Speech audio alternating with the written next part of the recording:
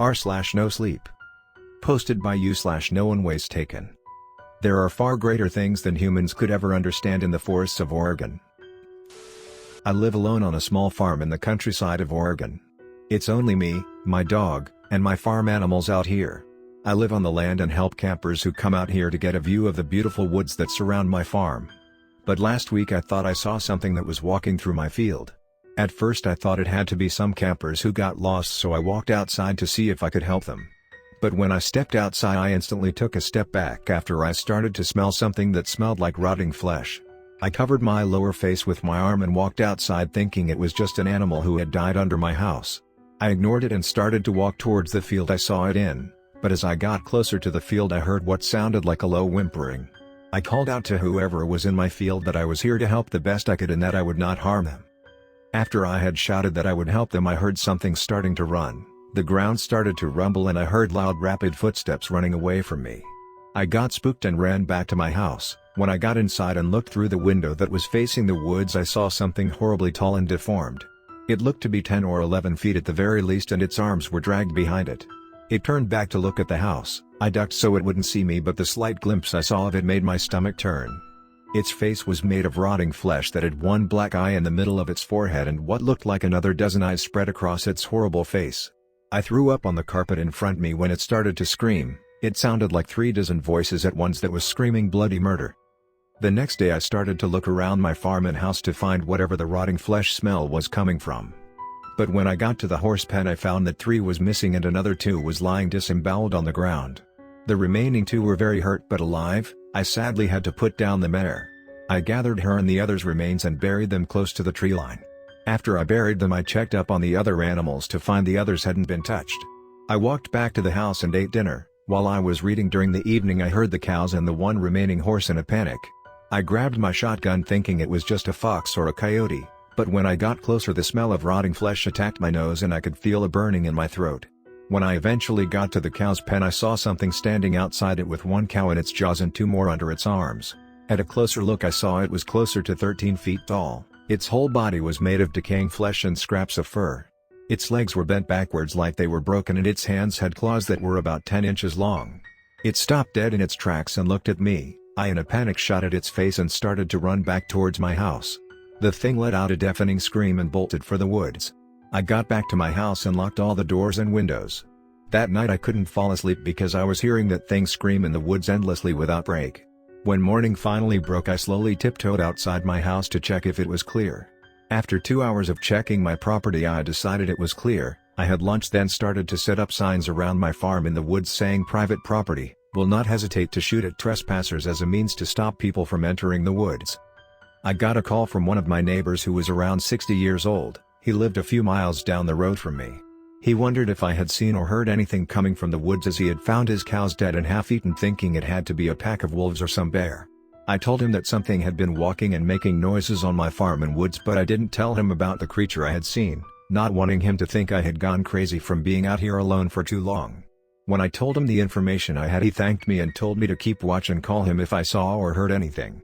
I told him I would and then hung up. That was 5 days ago and things have gotten a lot worse. At first the thing was screaming in the woods but 3 days ago it started to stand in the middle of my field. Just yesterday I saw it feasting on my remaining cows and pigs, but I think it knew I was watching it. The thing stood up and turned around to face my house. It just looked at me and started to scream. It's gotten to the point where I think it's time I try to do something about it. I went to bed that night listening to the thing walk past the field and stop outside my house. I knew what was coming next but for some reason it didn't scream. Instead it started to speak. This is what it said to me in a booming demonic-like voice that shook the windows and walls of my house. Child. I know you can hear me from inside your house, I know you can feel the vibration of my voice and I know you are listening to my screams, although you may not understand what it is I am screaming. Know that it has a higher meaning than you pitiful humans could ever understand. Know this, I shall not leave your woods until you bring me the living sacrifices I so deeply yearn for. I began to cry out of fear and for the first time in a long while I slept like a baby. The next morning I woke up thinking it had to be a dream that it spoke to me. But when I walked outside I saw huge footprints that were placed right outside my window. I knew it was all real. That day I just spent burying the remains of all the animals that monster had killed and eaten. I fell asleep easily due to exhaustion, I only slept until 2:48 a.m. when I heard it again, the screaming. But this time it was right outside my window. I woke up almost jumping out of bed and then quickly getting dressed and grabbing my shotgun that was hanging on my wall. I bolted outside and around the corner with my finger on the trigger ready to fire at the beast.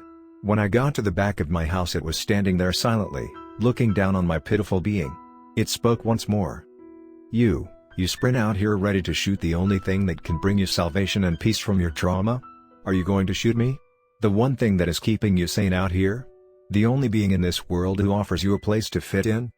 It started to morph into a little girl around the age of 8. It took the shape of Hannah, my dead daughter. That thing is using my own daughter against me? Daddy? It spoke out to me in a child's voice. Hannah? I know it's not you. I watched you drown in that lake. But Daddy, I'm right here. Its voice started to distort as the body of it started to twist. Do you not want to be with your little girl? What kind of father are you? It turned back into its original shape. If you help me, child, I can bring back what is closest to your heart, if you only help me. I was in a raging frenzy, crying and shooting at it while screaming. What do you want from me? I would never help you. I know that you are a liar. You would never bring her back to me. After I had fired my 6 bullets at the beast, I broke down in tears. The beast walked forward and picked me up. I passed out, and the next thing I remember is hanging from a barn by my arms. I don't remember how I got up here, and I started to scream for help. I saw a figure in the distance and I heard a dog barking. When the distant figure got closer, I saw it was Jonathan, my 60-year-old neighbor I had spoken to a few days ago. He got a ladder and cut me down. He then asked me how the hell I got up here, and I answered, I have no damn clue at all. One moment I was drinking some beer I had left from last month, and then the next moment I was here. It was obvious it was a lie, seeing as no person could get up here without a ladder and then tie themselves up. Jonathan laughed it off and invited me to drive me home again. I accepted his kind offer and got in his truck. On the way to my farm, we talked about the dead animals he had found. I mentioned that all my cows and horses had been eaten. He thought it was a weird occurrence, but we moved on from that.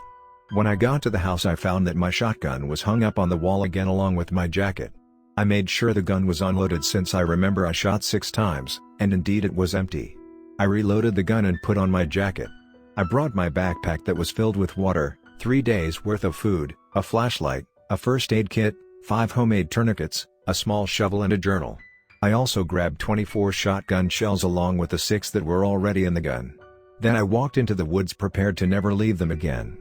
After 4 hours of walking, I came across an old campsite with 2 skeletons lying on the ground, along with 2 others hanging from the trees. I stopped for a moment to bury what I had found, and then I moved on.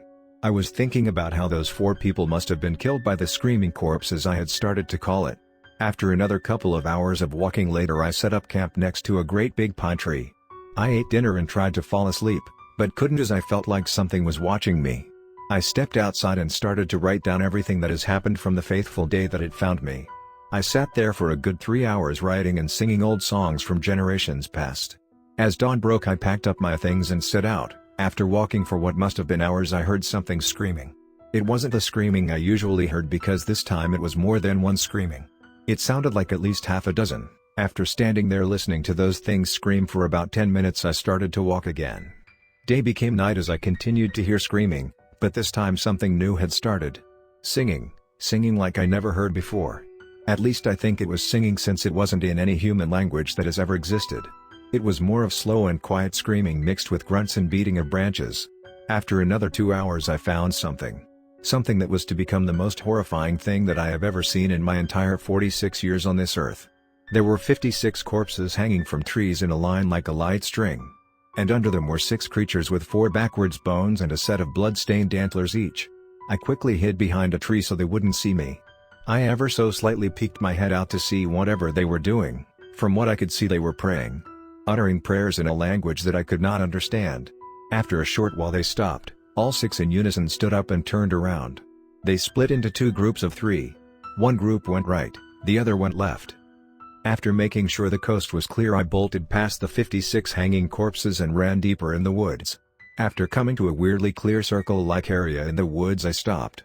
I could see that there were more of the 4-legged creatures dancing and chanting around something in the middle of the field.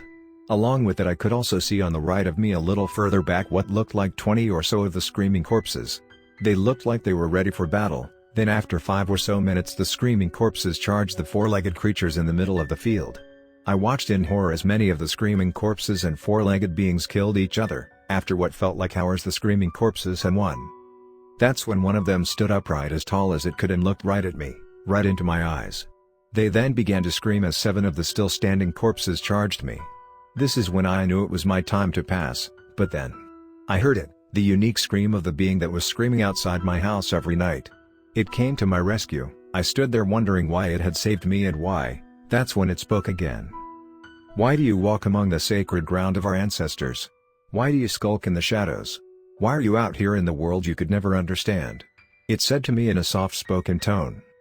I come here to learn about your kind, to learn why it is that you scream every night, and what you would like as a sacrifice in return for the revival of my daughter. I responded, half shouting. You pitiful human. Don't you understand what it is I want? I want a sacrifice of man flesh, and then you will know the answer to all the questions you ask, it said. Then fine, I shall bring you man flesh worthy of your mouth. I set out back to my house, and after 2 days of being lost I finally found it. I got in my truck and drove over to Jonathan. I knocked on his door and asked to come in.